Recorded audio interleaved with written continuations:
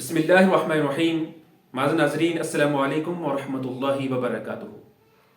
ہمارے معاشرے میں ایک برائی بہت زیادہ پھیل رہی ہے. وہ برائی یہ ہے کہ ہم ایک دوسرے کے نام بہت زیادہ رکھتے ہیں، اور یہ جو ہم نام رکھتے ہیں وہ کبھی دوسرے کو چھیڑنے کے لیے رکھتے ہیں یا دوسروں کی تحقیر کے لیے رکھتے ہیں.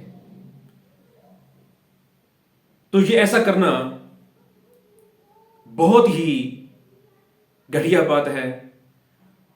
سورہ حجرات میں اللہ تعالیٰ نے ارشاد فرمایا وَلَا تَنَابَزُوا بِالْأَلْقَابِ، کہ برے برے نام مت رکھو، دوسروں کو حقیر مت سمجھو. کوئی انسان بھی ہے چونکہ اس کے بارے میں ہم نہیں جانتے کہ اس کا اور رب کا کیا تعلق ہے.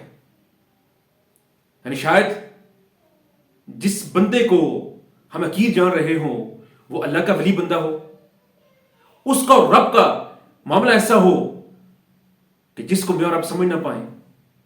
شاید وہ نبی مہربان صلی اللہ علیہ وسلم سے اتنی محبت کرتا ہو، مجھے اور آپ کو معلوم نہ ہو، اور میں اور آپ اس کو حقیر جان رہے ہوں اور برے برے نام رکھ رہے ہوں، اور حقیر سمجھ کے ہم کبھی اس کو تنگ کر رہے ہوں اور کبھی اس کے برے نام رکھ رہے ہوں. یہ درست عمل نہیں ہے. اور جب فرد بھی دوسرے کو حقیر سمجھتا ہے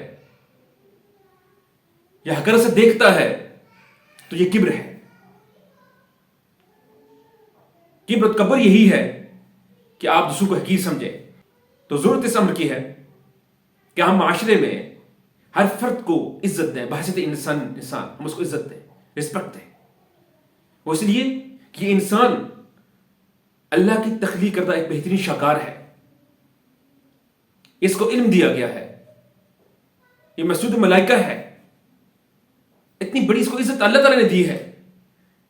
تو میں اور آپ اگر کسی کو عزت نہ دیں، ہم اس کو حقیر سمجھیں، ہم اس کو برا سمجھیں، اللہ کی بنائی ہوئی تخلیق کو برا سمجھیں، تو اللہ کو ہم کیا جواب دیں گے؟ اللہ تو ہمارے ایک ایک بات سے واقف ہے. ہم جو زبان سے بات نکالتے ہیں